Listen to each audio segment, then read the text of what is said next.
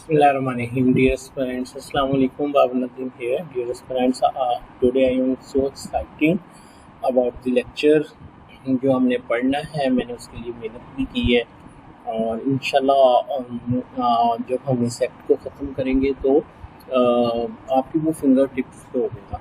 और आज के लेक्चर के बाद जो है ना पीछे कुछ भी नहीं है.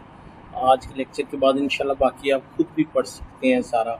तो इंशाल्लाह हम अगला आगे जो है ज़रा स्पीड अप भी करेंगे और उसको जो है वो देखेंगे. आज के लेक्चर में जो बात है वो ये है कि एक तो जो पिछले हमारे लेक्चर हैं वो कुछ रिपीट होंगे, प्लस आज देखिएगा एक ऑफेंस पढ़ते पढ़ते हम सारी जो है वो डेफिनेशंस भी जो है उसी की अंदर जो है उसको जो है वो कवर कर लेंगे. ठीक है. और पहले लेक्चर बड़ा इम्पोर्टेंट था. हमने बेसिक पढ़ी थी. हमने पढ़ा था कि ये बेसिकली एक डाटा क्या होता है, इंफॉर्मेशन क्या होती है. हमने ये देखा था कि एक ये जो आईटी के दौर में ये इंटरनेट है, ये कंप्यूटर है, मोबाइल है, ये काम कैसे करते हैं. क्योंकि अगर वो आपको समझ आएगी तो ही तो आपको पता चलेगा ना कि ऑफेंस हुआ है या जो है वो ऑफेंस जो है वो नहीं हुआ. तो वो लेक्चर बड़े इंपॉर्टेंट थे, वो आपने देखने थे. आज हम सेक्शन 6 जो है उसको जो है हम लोग जो है वो देखेंगे. ठीक है. Unauthorized access to critical infrastructure information system और डाटा. इंशाल्लाह ये जितना मुश्किल लग रहा है ना, जब मैं आपको करवा दूंगा ये आपको उतना ही इजी लगेगा. अच्छा, आज भी मैं कुछ यूनिक वे में जो है इसको जो है वो स्टार्ट करूंगा. मैं आपको एक्ट पढ़ाने की बजाय पहले कुछ डेफिनेशंस बताऊंगा और उनमें से डेफिनेशन हमने पहले पढ़ी भी हुई है. बस हम जल्दी से उसको जो है वो गो थ्रू करेंगे. जल्दी से हम उसको क्या करेंगे, गो थ्रू करेंगे. अच्छा जी, ऑफेंस की डेफिनेशन है अंडर सेक्शन 2(1) और 15 मैंने एक जगह पे लिख ली बजाय इसकी कि मैं बार बार जाके उसको ऊपर नीचे करूँ. तो ये बड़ी ईजी है, ये आप भी पढ़ सकते हैं. Offense means an offense punishable under this act except when committed by a person under 10 years of age or by a person above 10 years of age and under 14 years of age who has not attained sufficient maturity of understanding to judge the nature and consequences of his conduct on the occasion. ये कहता है जी कि इस act के तहत हर offence एक offence है. मास wise जब वो ऑफेंस किसी 10 साल के बच्चे या उससे नीचे की उम्र ने बच्चे ने किया हो या 10 से 14 साल के बच्चे ने किया हो लेकिन वो मैच्योर ना हो. ठीक है. मसलन ऐसे ही अपने बाबा का फ़ोन पकड़ के तो उसने कोई ऐसी जो है वो पोस्ट कर दी. ठीक है. जो कि इस एक्ट के तहत जो है वो एक ऑफेंस है. तो वो अगर उसकी एज 10 साल से कम है तो वो ऑफेंस जो है वो नहीं गिना जाएगा. ठीक है. अच्छा बच्चों, डाटा की हमने तो पूरा पहला लेक्चर इसके ऊपर किया है. डाटा हमने क्या किया था कि वो जो अनअरेंज्ड और रॉ मटेरियल की सूरत में जो हमारा कंप्यूटर के बिहाइंड डाटा सेव होता है 0-1 के फॉर्म में, उसको क्या कहते हैं, डाटा कहते हैं. ठीक है. याद है ना, अच्छी तरह हमने वो पढ़ा था कैसे वो वर्क करता है. और कंटेंट डाटा क्या था, जो फिजिकल अपीयरेंस नज़र आ रही होती है और जो उसकी लैंग्वेज होती है उसको क्या कहते हैं, कंटेंट डाटा कहते हैं. हमने डिटेल में इसको पढ़ा था तो फिर रिपीट कर लेते हैं. Content data mean any presentation of fact information और concept for processing in an information including source code. आपको सोर्स कोड खोल के भी दिखाया था. और program suitable to cause an information system to perform a function.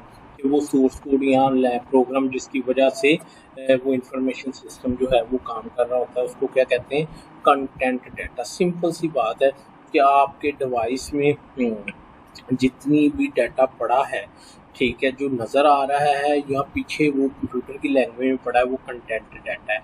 और ट्रैफिक डाटा क्या था, वो मैंने बताया था कि जब डाटा ट्रैवल करता है तो उसके साथ उसके घर का एड्रेस और जहाँ उसने जाना है वहाँ का एड्रेस और फिर वो पैकेट्स की सूरत में वो इन्फॉर्मेशन, वो कहाँ से इंफॉर्मेशन चली, कहाँ गई. ये जो हैकर्स होते हैं वो किसको एक्सेस करते हैं, वो बेसिकली ये ट्रैफिक डाटा को कंट्रोल करने की कोशिश करते हैं. तो ये भी हमने पढ़ा था. Traffic data include data relating to a communication indicating its origin, designation, route, time, size, duration और टाइप ऑफ सर्विस। अगर आप फर्स्ट टाइम पढ़ रहे हैं तो पहले आपको पहले लेक्चर सुनने पड़ेंगे, ठीक है। अच्छा, ये तो थी ना डाटा की डेफिनेशन, आगे डाटा की टाइप थी। इंफॉर्मेशन की डेफिनेशन भी हमने पढ़ी हुई है, वो क्या है कि इंफॉर्मेशन से क्या मुराद है, वो याद है आपको मैंने बताया था सॉर्टेड फॉर्म में। सॉर्टेड फॉर्म में जो यानी जिसका कोई मीनिंग होता है उसको क्या कहते हैं, इंफॉर्मेशन कहते हैं। यहाँ पे वो कहता है information include text, message, data, voice, sound, database, video, signal, software, computer program, any form of intelligence as defined under the Pakistan telecommunication recognized act 1996 and codes including object code and source code, ठीक है। तो ये जो हम text, message, data, voice, images, videos वगैरह share करते हैं वो सारा किसके अंदर आएगा, इंफॉर्मेशन के अंदर आएगा। इसके अलावा फॉर्म ऑफ इंटेलिजेंस जो कि पीटीए में जो है वो डिफाइन की गई है, ठीक है। खैर इसको आप इग्नोर करें। और फिर इस इंफॉर्मेशन के पीछे जो इसका कोड है, ठीक है, या सोर्स कोड जो है वो भी किसकी डेफिनेशन में आएगा, वो भी इंफॉर्मेशन की डेफिनेशन में आएगा, ठीक है। अच्छा, उसके बाद इंटेग्रिटी। अच्छा, डाटा इंटेग्रिटी क्या चीज़ है? मैं आपको बताऊं डाटा इंटेग्रिटी क्या चीज़ है बच्चों। बस आप डाटा इंटेग्रिटी को इस तरह से याद rखिए कि आपके कंप्यूटर में जो चीज़ पड़ी है और जिस फॉर्मेट में पड़ी है और जिस तरतीब में पड़ी है, ठीक है ना, अगर वो उसी तरतीब में रहे तो उसको कहेंगे इंटेग्रिटी। क्या कहेंगे? डाटा इंटेग्रिटी कहेंगे। लेकिन अगर कोई उसकी इंटेग्रिटी यानी उसकी जो अरेंजमेंट है उसको आगे पीछे कर दे, ठीक है, यानी जिसे हम कहते हैं विंडो करप्ट कर दी थी किसी ने, वायरस ने विंडो करप्ट कर दी, तो उसने क्या किया है, बेसिकली उसने आपका डाटा जो है उसको क्या किया है, उसको आगे पीछे कर दिया। तो हम कहेंगे कि ये इंटेग्रिटी उसकी जो है वो क्या होगी, खराब हो गई। अब देखें ना, आपके पासवर्ड भी सेम है, इलेक्ट्रॉनिक पासवर्ड है, आपके सिग्नेचर है, ठीक है, तो सारे अगर एज इट इज़ पड़े हैं तो उसको डाटा इंटेग्रिटी बोलेंगे और ये उसी कंसेप्टिव फॉर्म में। लेकिन अगर वो आगे पीछे कर दिए गए हैं तो हम कहेंगे कि इंटेग्रिटी जो है वो क्या हो गई है, डिस्टर्ब हो गई है। अब मैं इसकी डेफिनेशन पढ़ता हूँ तो आपको समझ आ जाएगी। Integrity means in relation to an electronic document, ठीक है। इलेक्ट्रॉनिक डॉक्यूमेंट क्या है, जैसे हम कोई ईमेल कर रहे हैं, किसी को अपनी सीवी भेज रहे हैं, वो कहता है in relation to electronic document, क्या मतलब है जी इसका, इलेक्ट्रॉनिक सिग्नेचर और एडवांस इलेक्ट्रॉनिक सिग्नेचर, ठीक है, द इलेक्ट्रॉनिक डॉक्यूमेंट, ठीक है, इलेक्ट्रॉनिक सिग्नेचर और advance electronic signature that has not been tampered with, जो मैंने आपको बात की थी कि कोई उससे छेड़छाड़ ना करे ना, और अल्टर्ड और modified since a particular point in time, के ख़ास वक़्त के ऊपर जिसकी बात हो रही है कोई उसमें कोई रद्दो बदल ना करे, उसको क्या बोलेंगे, इंटेग्रिटी बोलेंगे। उसको क्या बोलेंगे, इंटेग्रिटी बोलेंगे, ठीक है। अच्छा, ये डेफिनेशन मैं आपको क्यों पढ़ा रहा हूँ कि जब मैं आपको ऑफेंस पढ़ाऊँगा तो ये सारी चीज़ें उसमें रिपीट होंगी, ठीक है। अच्छा, डिसऑनेस्ट इंटेंशन की भी हमने डेफिनेशन देखी थी। Dishonest intention means intention to cause injury, wrongful gain or wrongful loss or harm to any person or to create hatred or incitement to violence। इसको हमने किया था, ठीक है। अनऑथोराइज्ड एक्सेस की भी डेफिनेशन हमने पढ़ी हुई है। Unauthorized access means access to an information system or data which is not available for access by general public without authorization or in violation of the terms and condition of the authorization, ठीक है। अच्छा, अब है critical infrastructure, ये क्या चीज़ है, ठीक है बच्चों। सबसे पहले इंफ्रास्ट्रक्चर का कॉन्सेप्ट समझो। देखो, अगर हम अपने कंट्री की बात करें तो हमारे में रोड्स हैं, ठीक है, एयरपोर्ट्स हैं, पोर्ट्स हैं, रेलवे है, एनर्जी है, ठीक है, यूटिलिटीज़ हैं, जैसे ये हमारी लेस्को, मैप्को, ये हैं, ठीक है, एजुकेशन का इंफ्रास्ट्रक्चर, हमारा हेल्थ केयर का, सोशल का है। अच्छा, ये तो हम बात कर रहे हैं ना फिजिकली। अब फिजिकली बात करते हैं। अच्छा, अब हम इसी की बात करते हैं कि अगर मैं बात करूं इसकी रोड्स की, ठीक है, या इस तरह करें मैं रेलवे की बात करता हूँ, तो अल्लाह ना करे कहीं पे कोई नेग्लिजेंस हो जाए तो कितना बड़ा नुकसान होगा। तो इस इंफ्रास्ट्रक्चर को कहेंगे क्रिटिकल इंफ्रास्ट्रक्चर, यानी वो इंफ्रास्ट्रक्चर जिसमें इंसानी जानों का अमल दखल हो या हाई लेवल का डैमेज का खतरा हो, तो उसको क्या कहेंगे। जैसे जैसे हमारी एनर्जी है, देखो ना कितना वो है, वो अल्लाह ना करे कहीं पे कोई 19-20 हो जाए, कोई नेग्लिजेंस हो जाए, तो उसको क्या कहेंगे, ये भी क्या हो जाएगी, क्रिटिकल। अच्छा, ये यूटिलिटी या एजुकेशन को हम क्रिटिकल नहीं कहेंगे इसको। हेल्थ केयर को भी शायद हम ना कह सकें, ठीक है, कि हेल्थ केयर को भी कह सकते हैं, ठीक है, क्रिटिकल है। अच्छा, तो क्रिटिकल इंफ्रास्ट्रक्चर की समझ आ गई। और क्रिटिकल इंफ्रास्ट्रक्चर से बात ये है कि इंफ्रास्ट्रक्चर एक पूरा सिस्टम है। क्रिटिकल इंफ्रास्ट्रक्चर उस इंफ्रास्ट्रक्चर को कहेंगे जिसमें ऐसे एलिमेंट इन्वॉल्व हों कि अगर उनके ऊपर कंप्रोमाइज किया जाए तो वो कैजुअलिटी, ठीक है, और डैमेज में कॉज करेंगे, ठीक है। अच्छा, अब मैं थोड़ी सी बात अब आगे और करूँगा। ये तो मैंने आईटी से हट के बात की, एक्ट से हट के बात की। अब आप गौर कीजिएगा बच्चों, आपने देखा है हर चीज़ की ऐप है, रेलवे की भी ऐप है, रेलवे का सिस्टम भी ऑनलाइन है, एनर्जी का भी अब ज़्यादातर सिस्टम ऑनलाइन है, ठीक है। और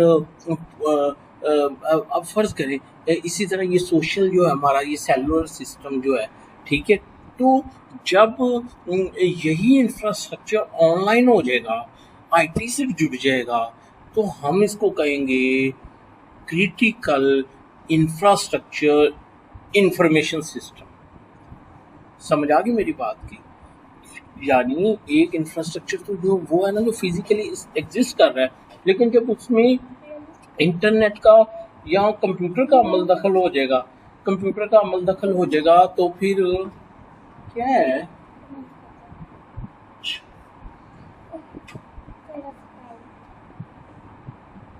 चलो भागो यहाँ से। अच्छा, तो क्या होगा कि उसी को हम क्या कहेंगे, जब उसमें हमारा एक्ट इन्वॉल्व हो जाएगा, यानी वो उसमें कंप्यूटर का अमल दखल हो जाएगा, ऑनलाइन टेक्नोलॉजी उसमें हो जाएगी, तो उसी को कहेंगे क्रिटिकल इंफ्रास्ट्रक्चर इंफॉर्मेशन सिस्टम और डाटा।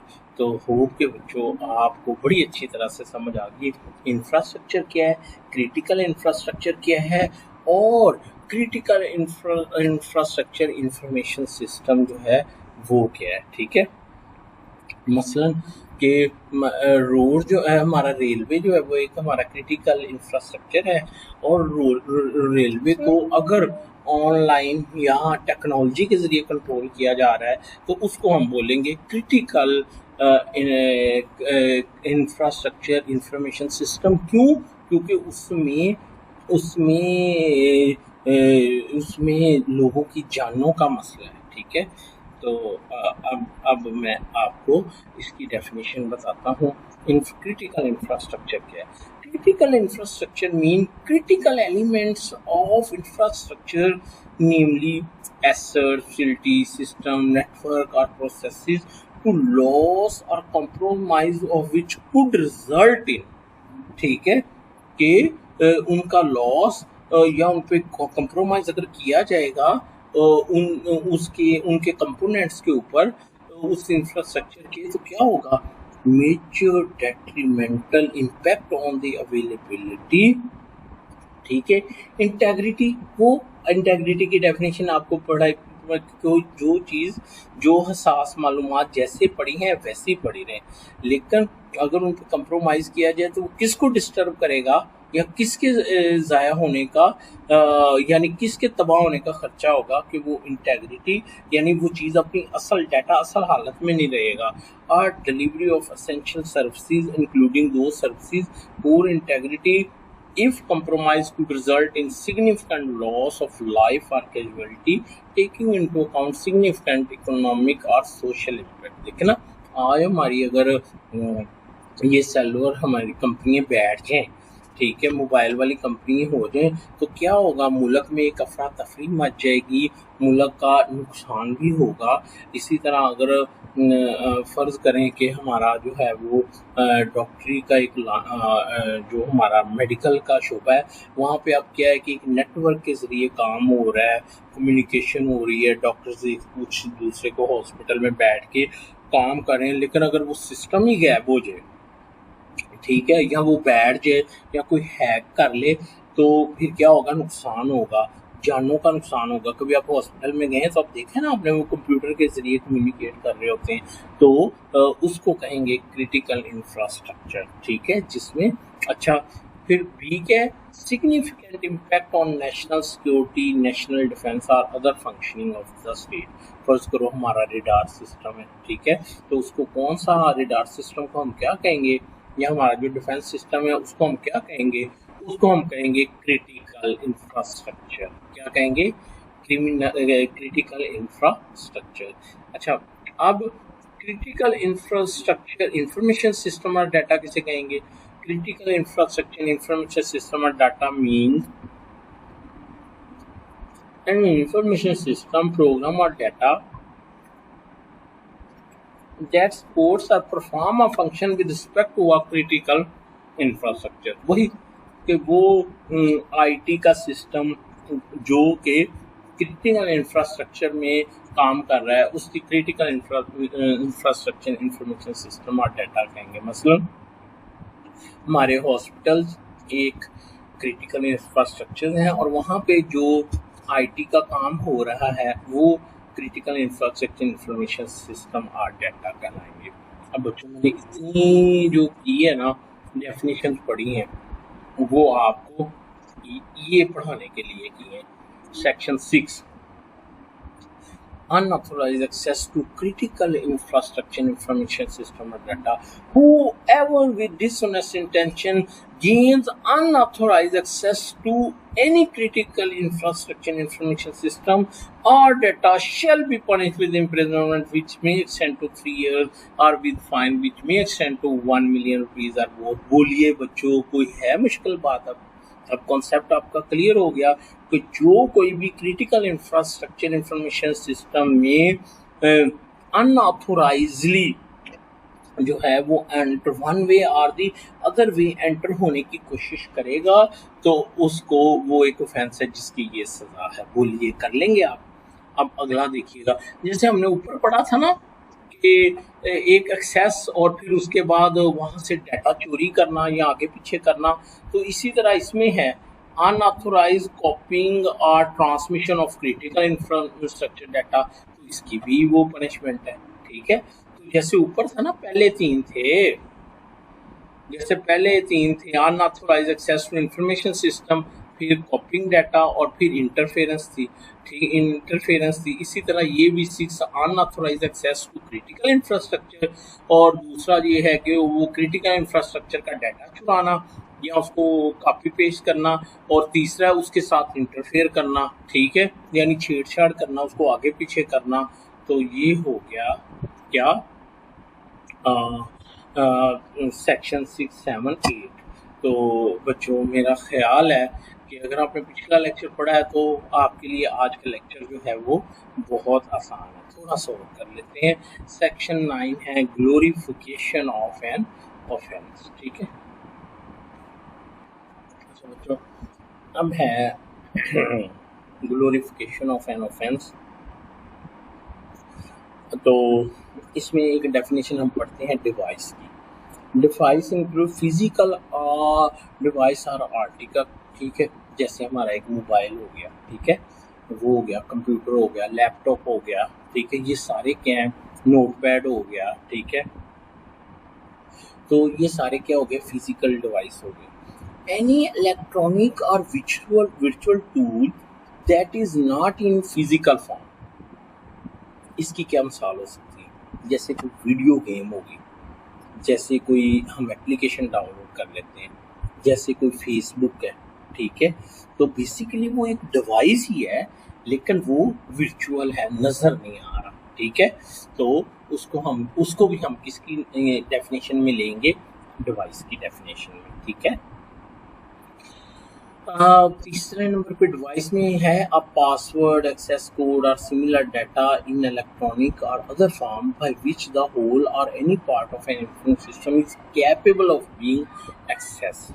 इसी तरह पासवर्ड, एक्सेस कोड या सिमिलर डाटा इलेक्ट्रॉनिक फॉर्म क्या है? मैंने आपको बताया था कि इसके अंदर ट्रांजिस्टर होते हैं, वो ऑन ऑफ वाला जो काम है, तो वो आपको भी पढ़ा है, शायद आपने फिजिक्स में क्लासों में पढ़ा था कि वो इलेक्ट्रॉन्स की सूरत में करंट जो है वो क्या करता है? मूव करता है। तो ये वो डाटा बेसिकली किसी फॉर्म में जा रहा होता है, इलेक्ट्रॉन्स की सूरत में, ठीक है। तो अभी हम इसकी डेफिनेशन भी पढ़ते हैं इलेक्ट्रॉनिक की, ठीक है। इन इलेक्ट्रॉनिक और other form by which the whole और any part of the information capable of being access, यानी वो पासवर्ड, एक्सेस कोड या वो कंप्यूटर की ज़ुबान में वो फॉर्म जिससे आप किसी इंफॉर्मेशन सिस्टम को एक्सेस कर सकते हैं, वो किसकी डेफिनेशन में आएगा? वो डिवाइस की डेफिनेशन में आएगा, ठीक है। अच्छा, तो ग्लोरिफिकेशन ऑफ ऑफेंस में हम सबसे पहले डिवाइस की डेफिनेशन देख लेते हैं कि डिवाइस की डेफिनेशन में क्या है जी, कि सबसे पहले है फिजिकल डिवाइस और आर्टिकल। इसकी डेफिनेशन में क्या आ सकता है? जैसे हमारा मोबाइल है, लैपटॉप है, नोटपैड है, ठीक है। तो ये किसकी डेफिनेशन में आएगा? फिजिकल डिवाइस या आर्टिकल की डेफिनेशन में। एन इलेक्ट्रॉनिक और virtual tool that is not in physical form. अच्छा, ये क्या चीज़ है? देखिए मेरी बात सुनिए। जैसे हम एक ऐप डाउनलोड कर लेते हैं, जैसे एक वायरस है, ठीक है, जैसे कि एक सॉफ्टवेयर है, जैसे कि एक फेसबुक है, ठीक है। तो वो भी बेसिकली क्या है? वो एक डिवाइस है। इसी तरह अब पासवर्ड, एक्सेस कोड और सिमिलर डाटा इन इलेक्ट्रॉनिक और अदर फॉर्म, इलेक्ट्रॉनिक को भी आगे चल के इसकी डेफिनेशन देखते हैं, बाय विच द होल और any part of the information system is capable of being access, यानी कि पासवर्ड, एक्सेस कोड या मिलता जुलता डाटा या फिर कंप्यूटर की ज़ुबान में जो है वो इंफॉर्मेशन जिससे आप किसी इंफॉर्मेशन सिस्टम में दाखिल हो सकते हो, उसको क्या कहेंगे? डिवाइस कहेंगे। उसके बाद है ऑटोमेटिव सेल्फ एग्जीक्यूटिंग अडैप्टिव और ऑटोनोमस डिवाइसेस प्रोग्राम और इंफॉर्मेशन सिस्टम। अब मेरी बात सुनिए, गाड़ी के अंदर एक ट्रैकिंग सिस्टम लगा होता है, ऐसे ही है ना, वो खुद ब खुद काम कर रहा है। जैसे ये गूगल अर्थ है, वो खुद ब खुद वो क्या कर रहा होता है? वो काम कर रहा होता है। ऐसी कई जैसे हमारा वाईफाई है, ठीक है। तो ये क्या है? ये खुद ब खुद चलने वाले क्या हैं? सिस्टम है, सॉफ्टवेयर हैं। जैसे हमारे कैमरे हैं, वो खुद ब खुद ऑटोमेटिकली चल रहे हैं, तो वो हो जाएंगे ऑटोमेटिव सेल्फ एग्जीक्यूटिंग अडैप्टिव और ऑटोनोमस डिवाइसेस प्रोग्राम और इंफॉर्मेशन सिस्टम। तो मेरी एक बात सुनो, देखो, यकीन जानो कि मेरी भी इसके ऊपर इतनी ग्रिप नहीं थी, लेकिन आर्ट सीखो। अभी मुझे ये ऑटोमेटेड डिवाइस की नहीं समझ थी, तो मैंने क्या किया कि यहीं पे लेक्चर को रोका और मैं गूगल के ऊपर गया, ठीक है, और मैंने वहाँ पे जाके तो मैंने वो ऑटोमेटेड डिवाइसेस लिखा, तो मुझे इतनी एग्जांपल्स मिल गई, तो मुझे यकीन जानिए, अगर आपका सोशल मीडिया के ऊपर आपकी ग्रिप है ना, तो आपको किसी टीचर की ज़रूरत नहीं है, आपको किसी सरबाबर की ज़रूरत नहीं है, you can do it yourself. और मैं यहाँ बैठा आपको पढ़ाने का मकसद ये नहीं है कि मैं आपको अपने पीछे लगाऊं, नो नो नो नो। मेरा मकसद ये है कि मैं आपको ये वो गुर सिखा दूं कि आप ज़िंदगी में खुद कुछ कर सकें। जिस दिन आपको खुद आ गया ना कि यार दफ़ा करो इसको, मैं खुद ही कर लूँगा, यकीन जानिए उस दिन आप जो है वो आप कामयाब हैं, ठीक है। अच्छा जी, डिवाइस की डेफिनेशन आ गई। उसके बाद जो है वो इलेक्ट्रॉनिक की जो है वो डेफिनेशन है, कहता है electronic includes electronical, digital, magnetic, optical, biometric, electromechanical, wireless और इलेक्ट्रोमैग्नेटिक टेक्नोलॉजी। अच्छा, इलेक्ट्रिकल टेक्नोलॉजी से क्या मुराद है? भाई यही जैसे हमारी एक हमारी लाइट जल रही है, ठीक है, या एक करंट की जो फॉर्म है, तो उसको हम क्या कहेंगे? इलेक्ट्रॉनिक्स। यानी अगर ऊपर जो डिवाइस की डेफिनेशन पड़ी है, उसमें अगर कोई डिवाइस ऐसा है जो करंट के थ्रू काम करता है, ठीक है, तो वो भी किसकी डेफिनेशन में आएगा? वो डिवाइस की डेफिनेशन में आएगा, ठीक है। इसी तरह डिजिटल डिजिटल क्या है? वो कंप्यूटर की ज़ुबान में जो टेक्नोलॉजी है 01 की फॉर्म में, ठीक है, तो वो भी किसकी डेफिनेशन में आएगी? इलेक्ट्रॉनिक की डेफिनेशन में आएगी, ठीक है। अच्छा, मैग्नेटिक टेक्नोलॉजी को मैं कैसे समझा सकता हूँ आपको? जैसे जैसे हमारा कोई डिवाइस जो है वो सेलों के ऊपर, बैटरी के ऊपर चल रहा है, ठीक है, तो उस सूरत में वो कौन सी टेक्नोलॉजी उसके अंदर इस्तेमाल हो रही है, ठीक है, जहाँ पे मैग्नेट इस्तेमाल हो रहा है, वो मैग्नेटिक टेक्नोलॉजी है, ठीक है। ऑप्टिकल कहते हैं वायर को, तो जहाँ पे वायर टेक्नोलॉजी के ज़रिए यानी इंफॉर्मेशन सिस्टम काम कर रहा है, तो उसको क्या कहेंगे? ऑप्टिकल टेक्नोलॉजी, ठीक है। अच्छा, बायोमेट्रिक टेक्नोलॉजी से क्या मुराद है? जैसे कि हम वो देख रहे हैं, वो बायोमेट्रिक मशीन होती है, तो जहाँ पे इंसान का वो थंब इम्प्रेशन वगैरह जो है, ठीक है, वहाँ से वो स्कैन कोड करके, ठीक है, तो फिर वो आगे जो है वो जो है वो आगे चलता है सिस्टम, ठीक है। उसके बाद है इलेक्ट्रोमैकेनिकल वायरलेस और इलेक्ट्रोमैग्नेटिक टेक्नोलॉजी। अच्छा, ये इलेक्ट्रोकेमिकल या इलेक्ट्रोमैकेनिकल टेक्नोलॉजी क्या है? इसकी मिसाल आप ये लिख लें, जैसे आपके घर में एक वो वाटर पंप लगा हुआ है, ठीक है, यानी जो वॉशिंग मशीन है, ये कौन सी टेक्नोलॉजी है? बेसिकली ये इलेक्ट्रोकेमिकल या इलेक्ट्रोमैकेनिकल जो है वो टेक्नोलॉजी है, ठीक है। इसी तरह वायरलेस टेक्नोलॉजी, वो तो आम है, जैसे वाईफाई हो गया। इसी तरह इलेक्ट्रोमैग्नेटिक, जिसमें करंट का भी दखल हो और मैग्नेटिक का भी अमल दखल हो।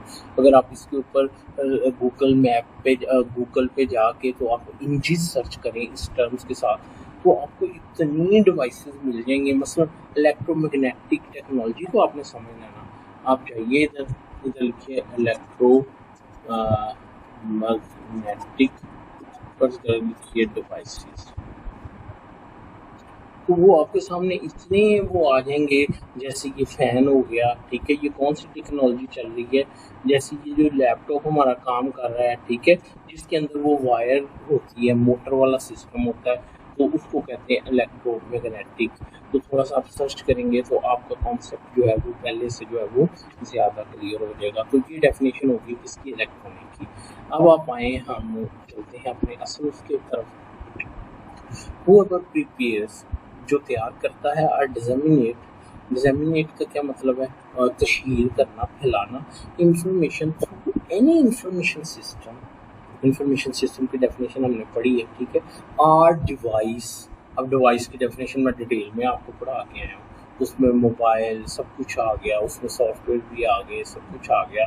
With the intent to glorify का मतलब बढ़ावा देना, an offense relating to terrorism से मुतल्लक जुर्म को हवा देना, या ग्लोरीफाई करना किसको?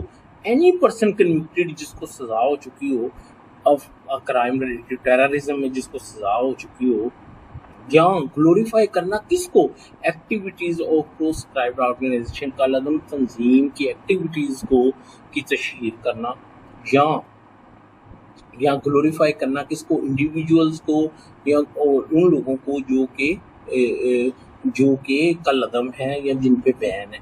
जैसे हमने एंटी टेररिज्म एक्ट में पढ़ा था, shall be punish with imprisonment for a term which makes 10 to 7 years with fine. अब मैं आपको इजी एग्जांपल दूँ, मसलन जैसे कि मसलन ये कोई जैसे वो कहते हैं दाइश है या कोई कलदम तंजीम है, तो वो फेसबुक पे पेज बना के तो लोगों को प्रोव करना शुरू कर देते हैं, ठीक है।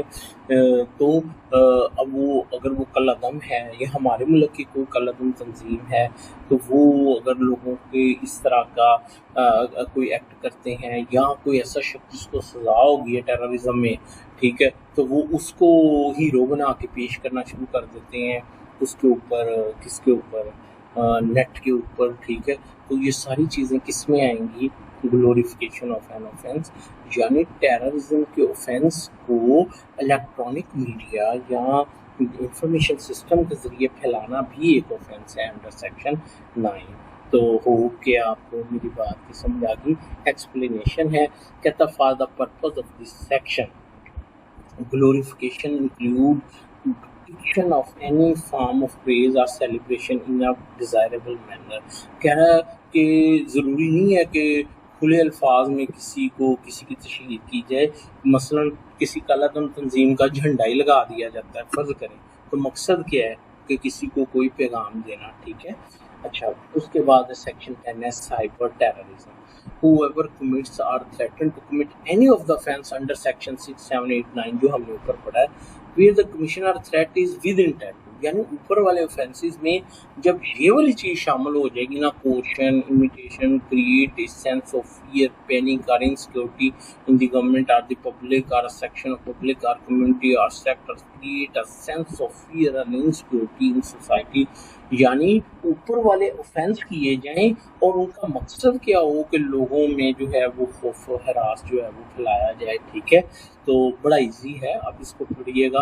तो वो क्या कहलाएगा? वो साइबर क्राइम कहलाएगा, ठीक है। या एडवांस इंटरफेस, सेक्टेरियन और एथनिक हेट्रेड, या वो फिरका वारियत जो है, ठीक है, उसको जो है वो क्या करना, उसको प्रमोट करना, ठीक है, या नफ़रत, लसानी नफ़रत जो है उसको फैलाना, ठीक है, या advance the objective of organisation और India group prescribed under law, या उन ऑर्गेनाइजेशन या इंडिविजुअल्स की एम को आगे लेके चलना जो कि जिनको कलअदम कर दिया गया है या जिन पे बैन है, shall be punish with imprisonment of their either description for a term which may extend to 14 years or with fine or which may extend to 50 million rupees or with both, ठीक है।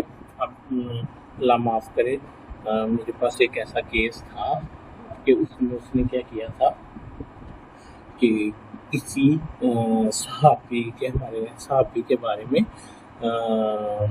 उसने गलत किस्म की जो थी वो पोस्ट लगा दी थी। तो बेसिकली उसने क्या किया था कि वो उसने सेक्शन 10 जो है बेसिकली उसने वो कमिट किया है, ठीक है। अच्छा जी, उसके बाद है सेक्शन 11, वो है hate speech. Whoever prepare disseminate information through an information system or device that, बच्चों मैं इजी ले रहा हूँ ना, ये बड़ी सीधी है। एट दी मोस्ट आप इसकी इंग्लिश वो उर्दू कर सकते हैं, मुझे उर्दू में ये बेरक नहीं मिला वरना मैं आपके साथ शेयर करता, ठीक है। तो बहरहाल आप नेट पे सर्च कर सकते हैं, उर्दू में उसका मीनिंग देख के तो उसको आप क्लियर कर सकते हैं।